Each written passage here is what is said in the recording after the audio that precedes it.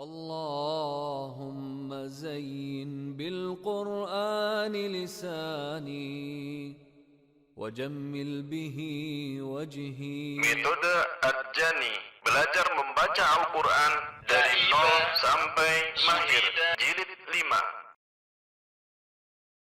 Bismillahirrahmanirrahim. Berjumpa kembali dengan metode Ad-Jani dan alhamdulillah kita sudah sampai pada halaman 39 jilid 5 dan masih meneruskan bagaimana cara membaca Al-Fatihah. Dan saat ini masuk pada video bagian kelima, yaitu akan menjelaskan cara membaca Quran Surah Al-Fatihah ayat yang kelima. Video sebelumnya sudah dibuat video bagian 1, bagian 2, bagian 3, dan bagian 4 yang menjelaskan cara membaca ayat Al-Quran Surah Al-Fatihah disertai dengan penjelasan bagaimana contoh lahan yang khafi dan lahan yang jali, atau contoh kesalahan yang dapat membatalkan solat dan kesalahan yang tidak membatalkan solat. Dan sebagaimana biasa, video kali ini juga disampaikan dalam versi mengeja dengan harapan siapapun Anda dapat mengikuti tutorial ini dengan baik. Baiklah, silahkan Anda klik tombol subscribe lalu klik lonceng notifikasi agar Anda selalu mendapatkan informasi terbaru dari video-video kami. Lalu share kepada orang-orang terkasih. Semoga langkah kecil ini menjadi wasilah amal jariah kita bersama. Amin. Baiklah, kita masuk pada ayat yang kelima. Mari perhatikan bagaimana jika ayat yang kelima ini akan disambungkan dengan ayat yang keempat. Di sini ada nun berharokat kasroh, selanjutnya ada hamzah berharokat kasroh. Sehingga saat diwasol atau saat disambungkan, cara membacanya adalah Maliki yaumiddini iyyaka. Sehingga dibacanya ni iyyaka saat diwasol. Perhatikan, sehingga saat kita membaca wasol atau dalam satu tarikan napas, jangan sampai dibaca Maliki yaumiddin iyyaka. Itu bacaan waqaf karena huruf nunnya disukunkan. Sehingga itu bacaan waqaf.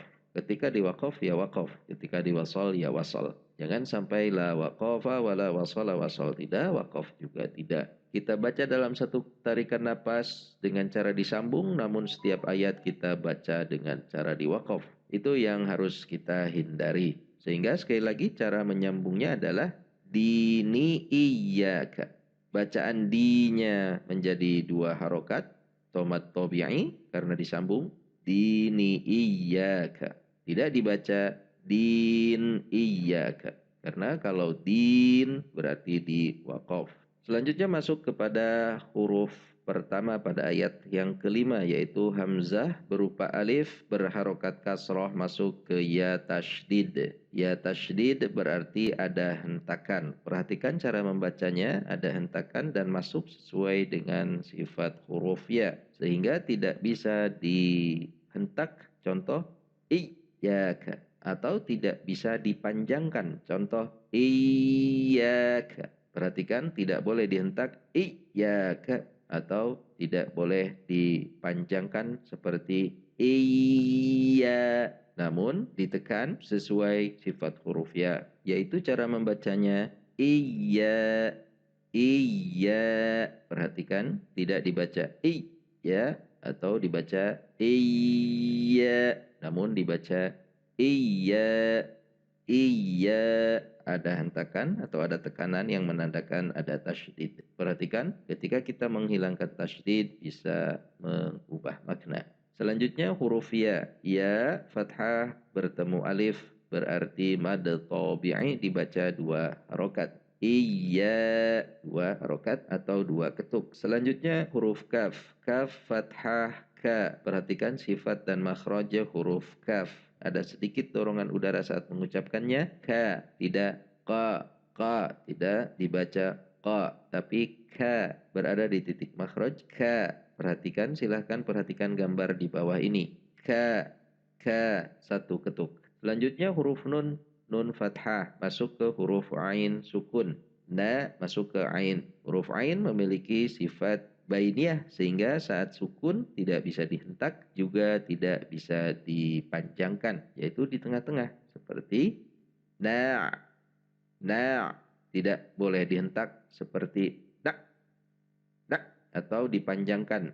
Nah, susah juga kalau dipanjangkan. Namun di antara tengah-tengah yaitu na', na', na'. Silakan latih mengucapkan huruf ain pada tengah tenggorokan. Na', na'. Selanjutnya ba, dhammah bu, satu ketuk, bu. Selanjutnya du, satu ketuk, du. Perhatikan sifat dan makhraj huruf dal. Huruf dal biasanya bermasalah pada letak titik makhraj. Perhatikan bahwa dal titik makhrajnya sama dengan titik ta. Silakan perhatikan gambar di bawah ini. Sehingga dibaca na'budu. Na'budu.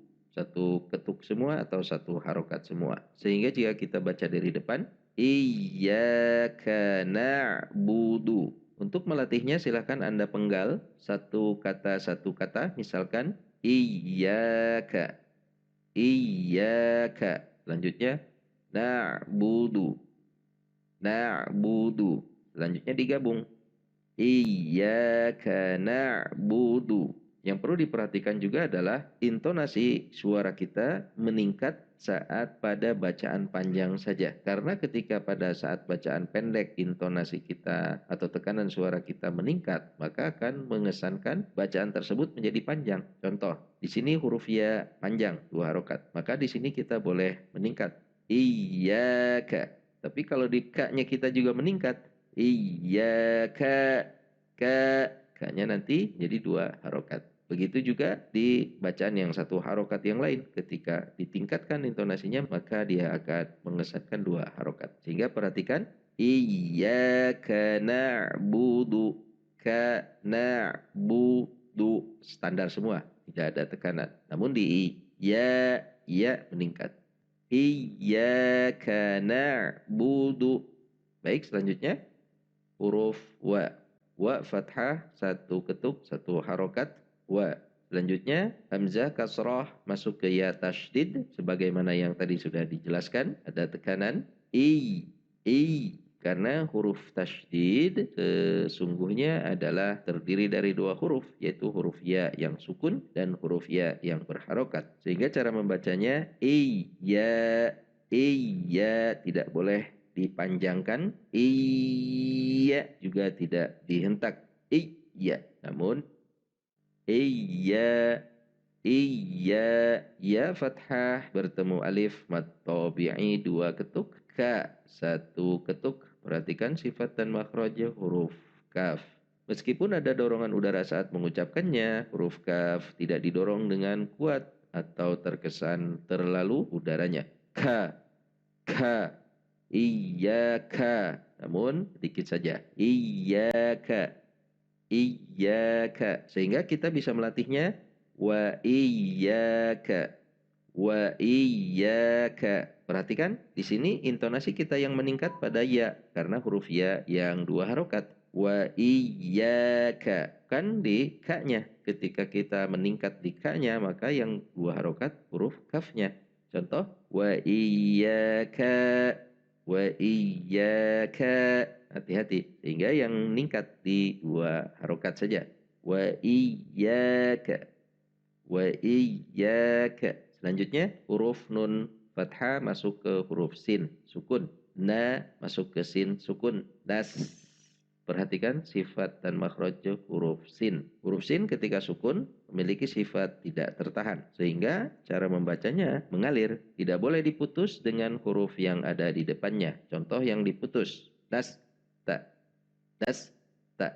Antara bunyi as dengan ta diputus. Atau dipantul, hati-hati. Tidak boleh nase, naseta, naseta.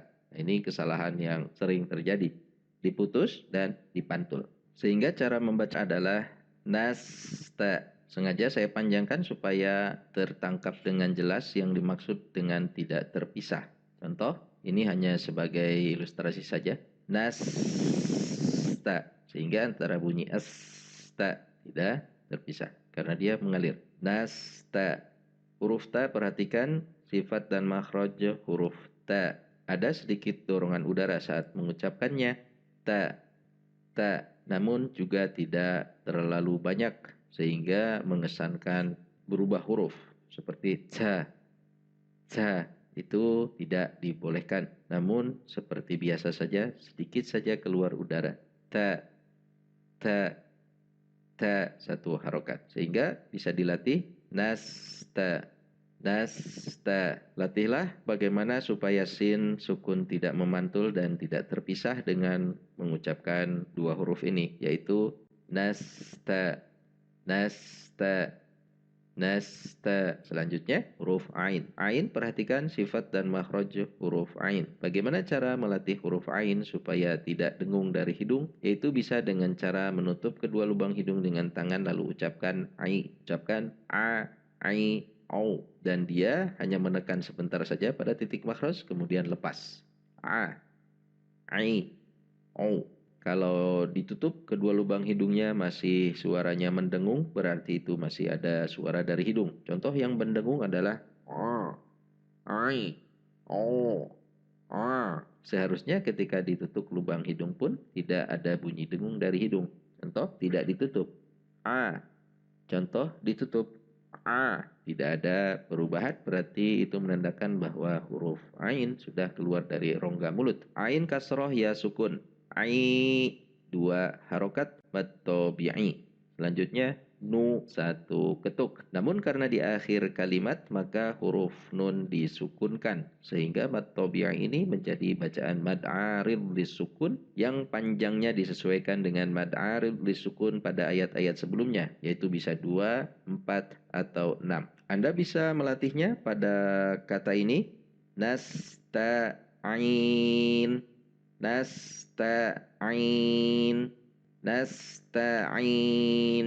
Dicepatkan atau disambung. Kenapa di sini harus dipisah? Karena banyak yang memberi tasydid pada huruf ain dan ini kesalahan yang bisa mengubah makna. Hati-hati, berbahaya sekali atau masuk kategori lahan jali. Contohnya nasta'in.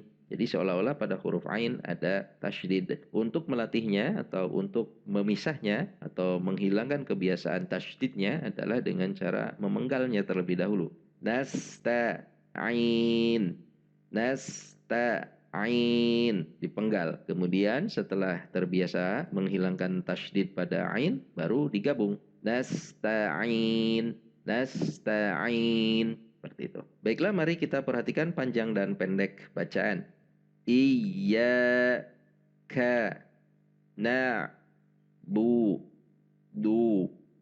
wa iyyaka nasta'in. Mari kita baca. Iyyaka na'budu wa iyyaka nasta'in. 6 harokat. Iyyaka na'budu wa iyyaka nasta'in. 4 harokat. Iyyaka na'budu wa iyyaka nasta'in. 2 harokat. Baiklah, sekarang mari kita dengarkan dan mari kita simak bagaimana para syekh membaca ayat ini. إياك نعبد وإياك نستعين إياك نعبد وإياك نستعين إياك نعبد وإياك نستعين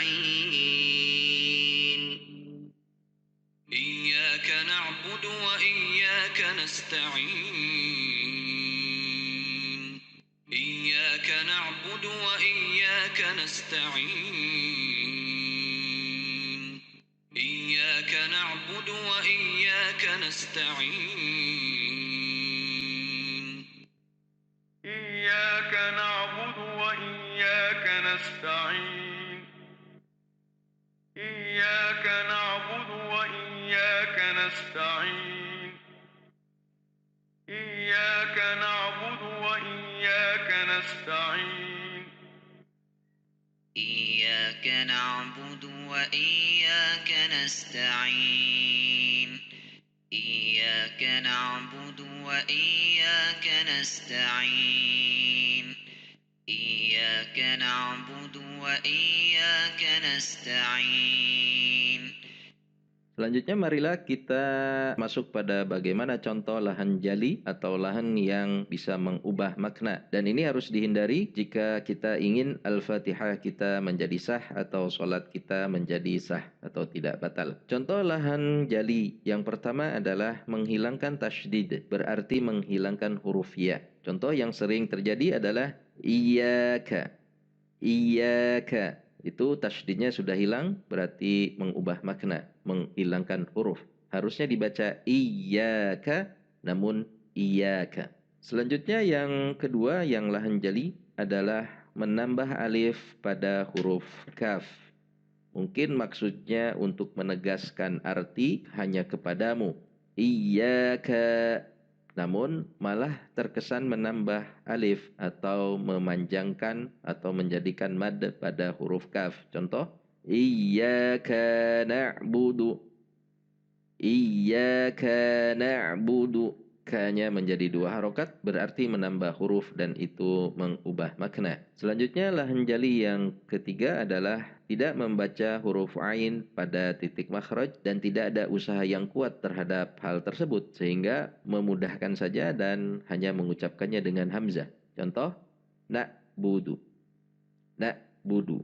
Seharusnya ada usaha yang kuat kepada titik tengah tenggorokan supaya menemukan huruf ain meskipun belum fasih, namun ada perbedaan meskipun hanya sedikit daripada huruf hamzah. Sehingga tidak dibaca na'budu, namun na'budu. Misalnya tidak terlalu fasih pun hanya harus dibedakan saja dengan huruf hamzah. Sehingga tidak membacanya dengan huruf hamzah. Tidak na'budu, namun na'budu. Kesalahan yang sering terjadi yang mengubah makna pada ayat ini sangat banyak sekali. Yang keempat adalah memanjangkan pada huruf dal. Na'budu dibaca na'budu.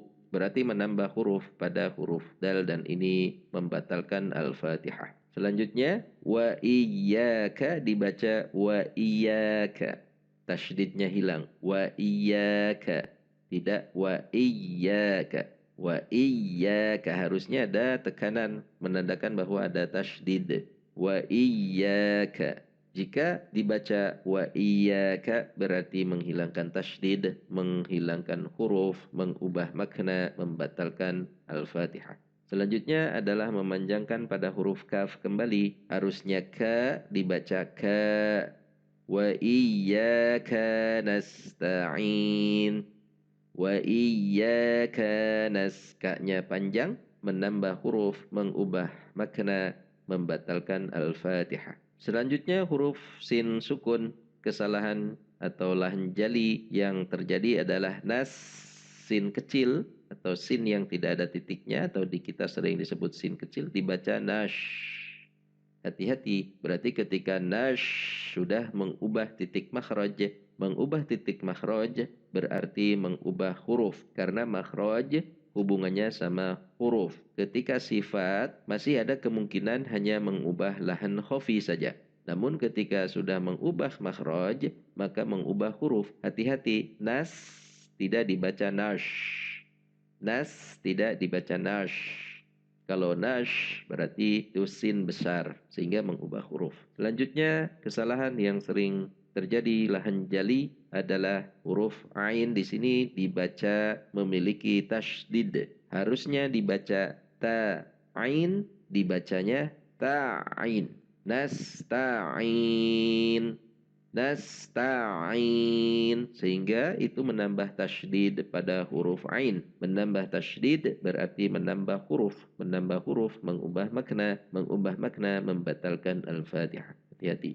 Selanjutnya adalah membaca huruf ain dengan hamzah. Ini kesalahan juga yang sering terjadi. Nasta'in dibaca nasta'in. Harusnya dibaca nasta'in. Namun dibaca nasta'in.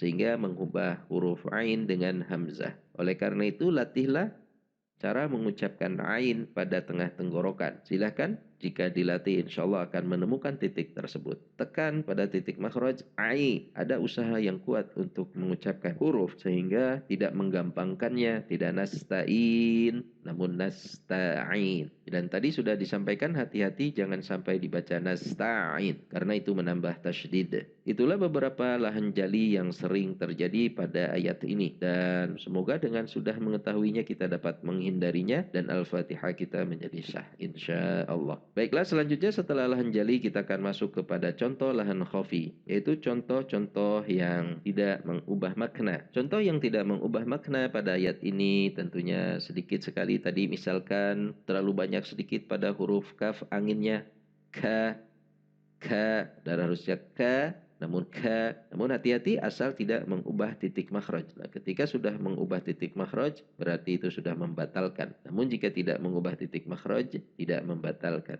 Selanjutnya adalah contoh lahan khafi atau kesalahan yang tidak membatalkan adalah memutus pada huruf sin.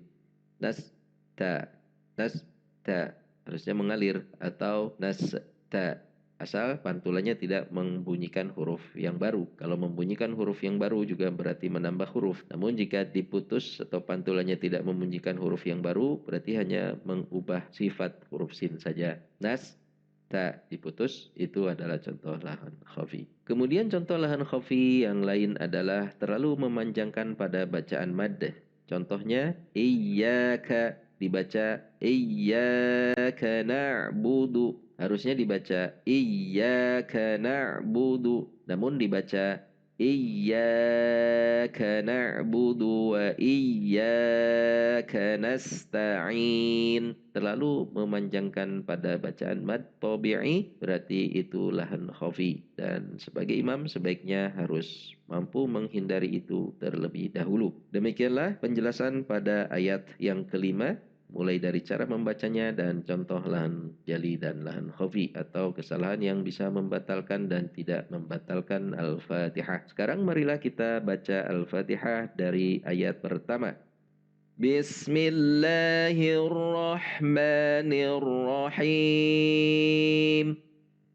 Alhamdulillahi Rabbil Alamin. Ar-Rahmanir Rahim. Maliki Yaumiddin.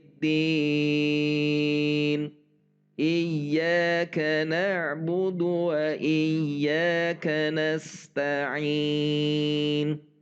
Demikianlah video penjelasan Al-Fatihah bagian kelima kali ini dan insyaAllah kita akan melanjutkan pada bagaimana cara membaca Al-Fatihah pada bagian ke-6 atau ayat yang ke-6. Yang benar datangnya dari Allah Subhanahu wa Ta'ala dan kesalahan dari diri saya pribadi. Terima kasih atas kritik dan saran yang diberikan dan sampai berjumpa insyaAllah kita bisa. Amin. Sadaqallahul azim. صدق الله الكريم صدق الله الحليم صدق الله الذي أنزل الفرقان على